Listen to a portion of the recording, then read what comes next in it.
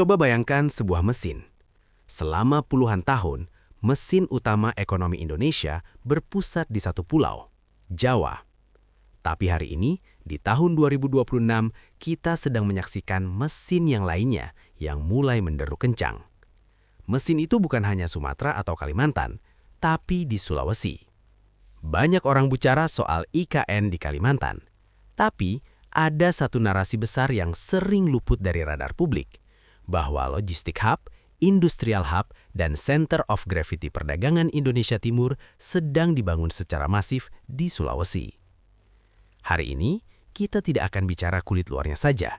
Kita akan bedah total, mulai dari mega proyek yang mengubah wajah logistik, revolusi hilirisasi yang tidak lagi sekedar jargon, hingga peta baru lapangan kerja bagi SDM kita. Kita akan bahas data terbaru 2025-2026, realitas di lapangan, dan kenapa saya sangat optimis bahwa Sulawesi adalah salah satu kunci bagi Indonesia Emas 2045. Siapkan catatan Anda. Ini adalah The Sulawesi Deep Dive.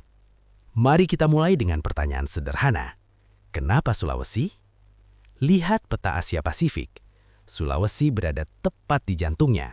Secara geopolitik, jika kita tarik garis dari Australia ke China dan dari Pasifik ke Samudra Hindia, titik temunya ada di alur laut Kepulauan Indonesia Alki 2. Dan siapa penjaga gerbang Alki 2? Sulawesi. Data terbaru kuartal terakhir 2025 menunjukkan tren yang menarik. Saat ekonomi global melambat karena ketidakpastian suku bunga The Fed dan dinamika Eropa, kawasan timur Indonesia, dipimpin Sulawesi, justru mencatatkan pertumbuhan di atas rata-rata nasional. Apa pemicunya? Bukan lagi sekedar konsumsi rumah tangga, tapi investasi aset tetap atau capital expenditure. Investor asing, terutama dari Asia Timur, tidak lagi melihat Jawa sebagai satu-satunya opsi. Mereka butuh power, mereka butuh akses bahan baku, dan mereka butuh pelabuhan laut dalam. Sulawesi punya ketiganya. Di tahun 2026 ini, kita melihat transisi dari ekonomi ekstraktif, gali lalu jual, menuju ekonomi nilai tambah. Memang, prosesnya berdarah-darah dan penuh kritik, tapi arahnya jelas, industrialisasi. Sulawesi sedang bertransformasi dari pulau kakao dan cengkeh menjadi pulau baterai dan logistik. Ini adalah fundamental ekonomi yang tidak bisa digoyahkan oleh isu politik sesaat. Urat nadi logistik, infrastruktur.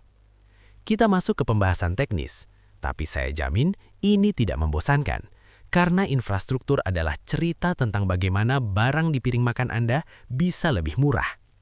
Bintang utamanya adalah Makassar Newport. Teman-teman, jangan remehkan proyek ini. Dulu, kontainer dari Papua atau Maluku, kalau mau diekspor ke China atau Eropa, harus mampir dulu ke Surabaya atau Jakarta. Double handling.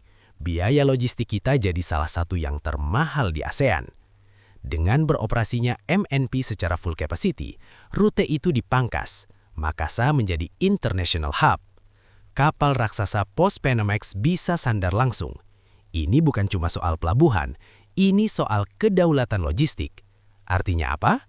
Ekspor ikan tuna dari Maluku, kakao dari Palu, nikel dari Morowali, bisa langsung go global dari pintu Sulawesi.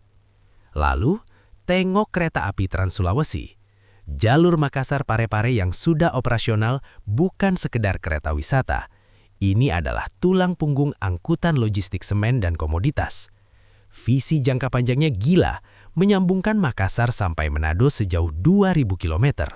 Bayangkan, di tahun 2025-2026 ini, kita sudah melihat visibility study lanjutan untuk rute-rute baru.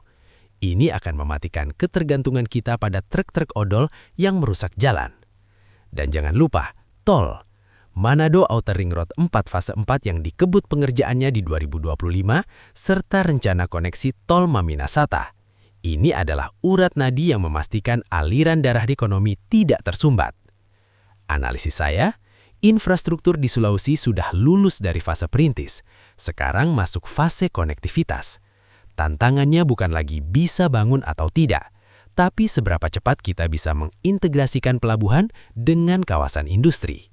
Revolusi hilirisasi dan industri, dari tanah jadi emas. Sekarang, kita masuk ke topik paling panas, paling seksi, tapi juga paling kontroversial, hilirisasi dan SDA.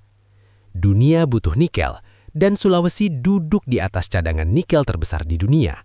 Kawasan seperti IMIP Morowali dan VDNI Konawe bukan lagi sekedar pabrik, mereka adalah kota industri. Tapi mari kita bedah datanya secara kritis. Di tahun 2025-2026, narasi hilirisasi bergeser.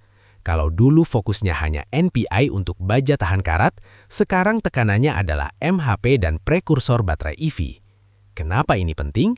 Karena cuannya beda. NPI nilai tambahnya oke, tapi baterai EV itu wow. Namun, kita harus jujur, ada kritik keras soal lingkungan dan keselamatan kerja. Data menunjukkan angka kecelakaan kerja yang menjadi sorotan di tahun-tahun sebelumnya. Tapi optimisme saya muncul dari sini.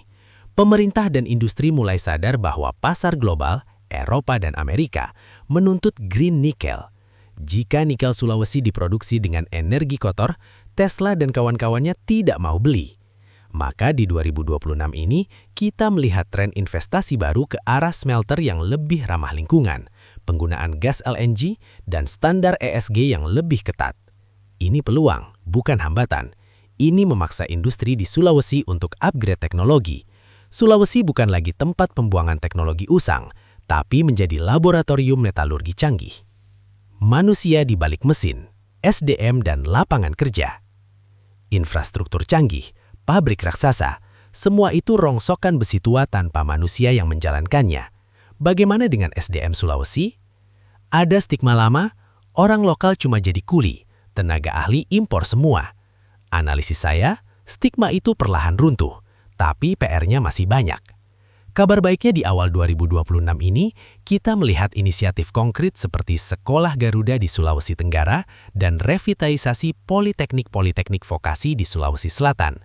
Kurikulumnya diubah total, tidak lagi belajar teori yang tidak laku, tapi langsung link and match dengan industri. Lapangan kerja apa yang terbuka? Teknis spesifik, operator alat berat, analis kimia, ahli K3, teknisi kelistrikan arus kuat. Logistik modern, supply chain manager, perencana pelabuhan, operator kren digital. Jasa penunjang, catering industri, perhotelan, kesehatan, RS internasional, dan properti. Pesan saya untuk anak muda Sulawesi, jangan cuma mimpi jadi PNS. Peluang gaji 2 digit ada di sektor real ini. Tapi syaratnya satu, kompetensi. Industri tidak butuh ijazah, mereka butuh sertifikat kompetensi. Dan negara sedang jor-joran berinvestasi di sini. Bukan cuma nikel, pertanian dan perikanan. Apakah Sulawesi hanya soal tambang? Salah besar. Itu jebakan berpikir. Tambang ada habisnya. Tapi tanah yang subur dan laut yang luas adalah aset abadi. Sulawesi adalah lumbung pangan nasional. Beras dari Sulsel memberi makan provinsi lain. Kakao dari Sulteng dan Sulbar adalah primadona ekspor. Rumput laut, kita rajanya. Dengan adanya Makassar Newport, petani dan nelayan punya akses langsung ke pasar global. Bayangkan, skenario ini. Ikan tuna segar dari Gorontalo atau Bitung, pagi ditangkap, sore sudah terbang atau masuk kontainer pendingin atau river container menuju Jepang. Rantai pasok yang memendek ini meningkatkan margin keuntungan petani dan nelayan. Di tahun 2026, kita juga melihat tren hilirisasi pangan. Kakao tidak diekspor mentah, tapi jadi bubuk atau lemak kakao. Rumput laut diolah jadi bahan kosmetik. Ini menciptakan lapangan kerja padat karya yang menyerap tenaga kerja di pedesaan, menjaga keseimbangan agar tidak semua orang lari ke kota industri. Visi 2045. Sebagai penutup, mari kita rangkum semuanya dalam satu visi besar. Sulawesi di tahun 2026 ini adalah sebuah proyek harapan. Ia tidak sempurna. Masih ada jalan rusak, masih ada debu industri, masih ada ketimpangan yang perlu kita koreksi. Tapi arah jarum kompasnya sudah benar. Kita melihat integrasi yang belum pernah terjadi sebelumnya. Kekayaan alam, SDA, diolah di dalam negeri. Logistik, MNP dan rel memangkas biaya ekonomi tinggi. SDM lokal mulai mengambil alih peran strategis lewat pendidikan vokasi. Ini adalah resep negara maju. Sulawesi bukan lagi daerah, Sulawesi adalah pusat. Bagi Anda investor, ini waktunya masuk. Bagi Anda profesional, ini waktunya pulang kampung dan membangun tanah kelahiran. Bagi pemerintah, ini waktunya mengawal regulasi agar keadilan sosial tetap tegak. Saya optimis bahwa dari bentuk Pulau K ini, K-nya bukan hanya kemungkinan, tapi kemenangan ekonomi Indonesia. Terima kasih telah menyimak analisis singkat ini, semoga bermanfaat. Like, share, dan subscribe untuk info selanjutnya. Maju terus Sulawesi, jayalah Indonesia, and see you!